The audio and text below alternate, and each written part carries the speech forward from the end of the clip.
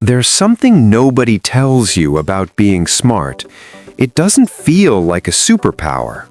Most of the time, it feels like a quiet, invisible weight you carry everywhere you go, and nobody around you seems to notice it's even there. You stand in a crowd, and something in you is always watching, always noticing, picking up on details that everyone else walks right past. And you wonder sometimes if that's a gift, or if it's just another way of never being able to fully switch off. And so your mind races at 2 a.m., not because something is wrong with you, but because it simply will not stop connecting things.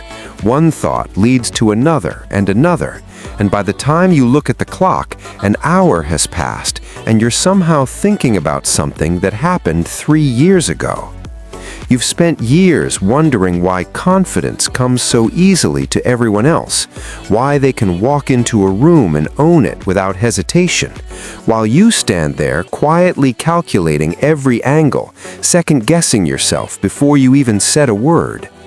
You stand at the edge of your own thoughts sometimes, staring out at how vast and unending they really are, wondering if everyone's inner world is this loud, this full, this relentless, or if it's just you.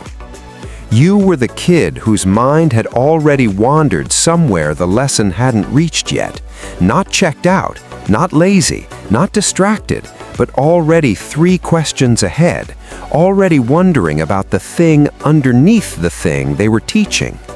You've always moved through the world feeling like everyone else was given a manual you never received, like there's some unspoken code for how to be easy, how to be light, how to just exist without analyzing everything, and somehow you missed that lesson. Your brain doesn't think in straight lines. It webs outward, pulling everything into connection with everything else, building structures that are beautiful and complex and sometimes utterly exhausting to live inside of. You follow one idea and it leads to 10 more, and you can't stop pulling the thread even when it exhausts you, because somewhere in the back of your mind you already know that the answer you're looking for is one more layer deeper.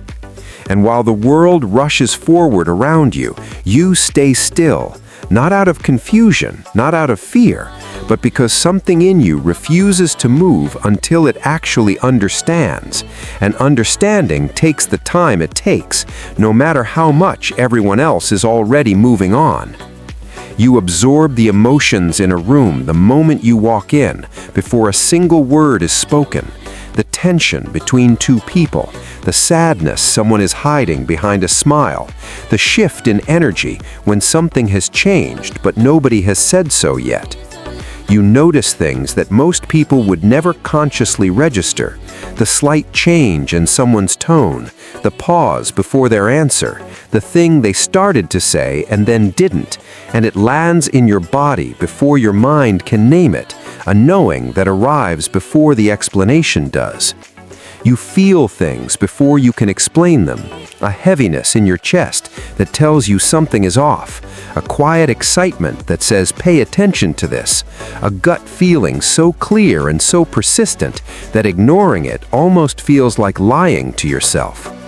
You have sat in rooms full of people, surrounded by laughter and noise and activity, and felt completely, quietly, profoundly alone.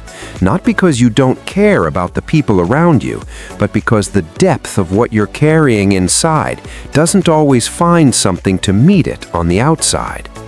You've tried to share what's really going on inside you, the real thoughts, the real questions, the real feeling of what it's like to be you, and you've watched the other person's eyes glaze over slightly, and you've learned, slowly and painfully, to keep more of yourself to yourself. You've looked in the mirror and wondered if the version of you that other people see is anywhere close to who you actually are, whether the gap between what you show and what you feel is something they notice, or whether you've gotten so good at managing it that nobody can tell anymore.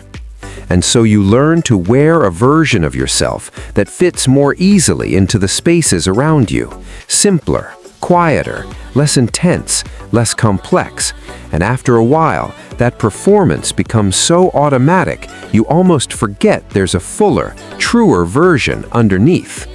The world rewards certainty, loud, fast, confident, unquestioning certainty. And so your careful, thoughtful, multi-angled approach to things gets misread as hesitation, as indecision, as a lack of conviction, when really it's just what it looks like to actually think something through. That voice in your head that constantly asks, "But what if I'm wrong? What if I've missed something? What if there's a better way?" That voice is not anxiety, it is not weakness, it is not self-sabotage. That voice is the sound of a mind that is paying very close and very honest attention. Most people only show what floats above the surface, the easy version, the acceptable version, the version that moves smoothly through the world. And what you carry runs so much deeper than anyone around you has probably ever been invited to see. The people who seem most sure of themselves are often the ones who simply haven't considered enough to know what they don't know.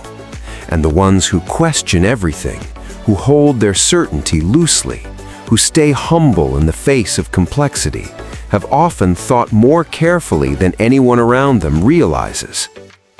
Your nervous system doesn't have the same filter that other people seem to. It takes in the full signal, all of it, all the time, without asking your permission. And that means the world hits you harder, lands on you heavier, moves through you more deeply than it does for most people. You feel the weather change in a room before anyone says a word. You sense a shift in someone's energy hours before anything visible happens. You feel the undercurrent of things, the truth beneath what's being said, and sometimes that gift is extraordinary, and sometimes it is completely overwhelming. You hold things gently, people, ideas, half-formed feelings, fragile moments of connection, because somewhere deep in you, you understand how easily they can be damaged, how much care the important things deserve, even when the world around you moves carelessly past them. You are always hungry for more understanding, more meaning, more depth, more truth. And that hunger is not restlessness, it is not dissatisfaction, it is the clearest possible expression of a mind that was built to keep growing, keep questioning, keep reaching past the last answer it found. Your mind is not a place that empties.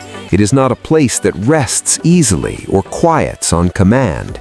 It is a place that keeps opening, keeps expanding, keeps asking the next question, even before the last one is fully answered.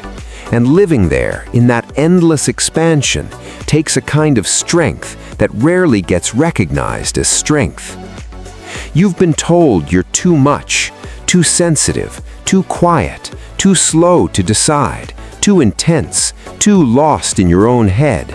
And some part of you, after hearing it enough times, started to believe it was true, started to treat your own depth like a character flaw that needed to be corrected. But what if none of that was ever true?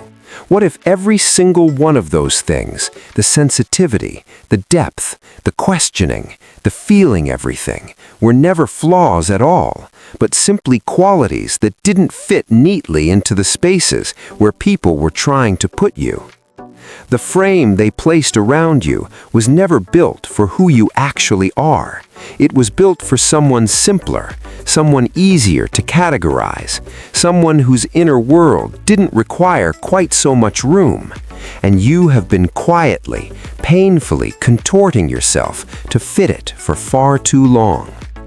And the moment you stop trying to fit it, the moment you let yourself take up the space you were always meant to take up, something quietly but unmistakably shifts, like a breath you didn't know you'd been holding, finally being released.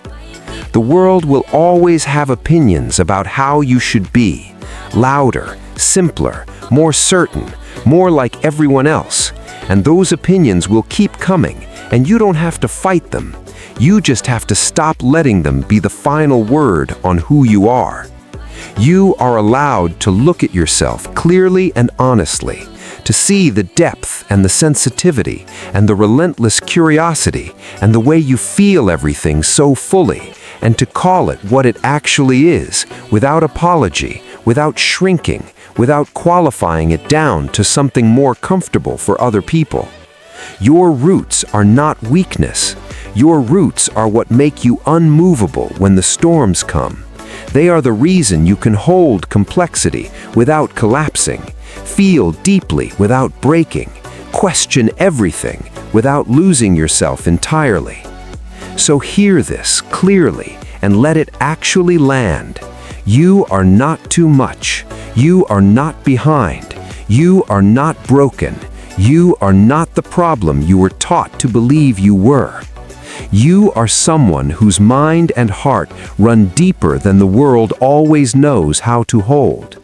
And the most important work ahead of you is not becoming something different, but finally, fully, making room for who you have always already been.